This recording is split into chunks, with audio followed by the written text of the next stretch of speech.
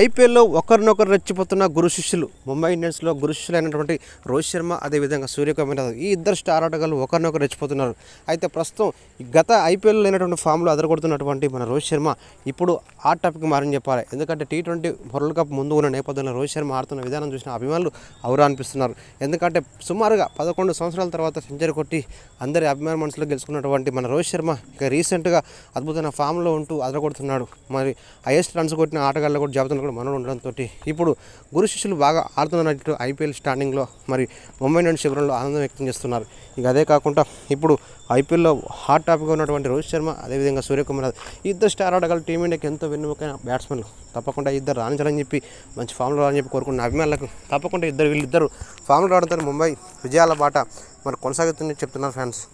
ఏదేమైనా కూడా వీరిద్దరు తప్పకుండా ఫామ్లో ఉండాలని చెప్పి అదరగొట్టాలని చెప్పి మరి మనం కూడా కోరుకుందాం ఫ్రెండ్స్. ఎందుకంటే ఈ ఇద్దరు స్టార్ ఆటగాళ్ళు టీమిండియా కీలకమైన ఆటగాళ్ళు. T20 వరల్డ్ కప్ తీసుకురావాలంటే తప్పకుండా మరి ఇద్దరు స్టార్ ఆడాలని చెప్పి అధిక మొత్తంలో బ్యాటింగ్ని వీళ్ళిద్దరు చేయాలని చెప్పి కూడా ప్రతి ఒక్క క్రికెట్ ఫ్యాన్స్ కోరుకుంటారు.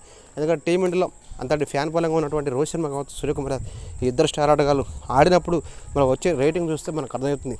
కాబట్టి వీళ్ళిద్దరు రాణించాలి, ముంబై ఇండియన్స్ గెలవాలి, తప్పకుండా ఫైనల్ పోవాలి. అదేవిధంగా టీమిండియా కూడా ఇద్దరు స్టార్ ఆటగాళ్ళు రాణించి T20 వరల్డ్ కప్ రావాలని మనం కోరుకుందాం ఫ్రెండ్స్.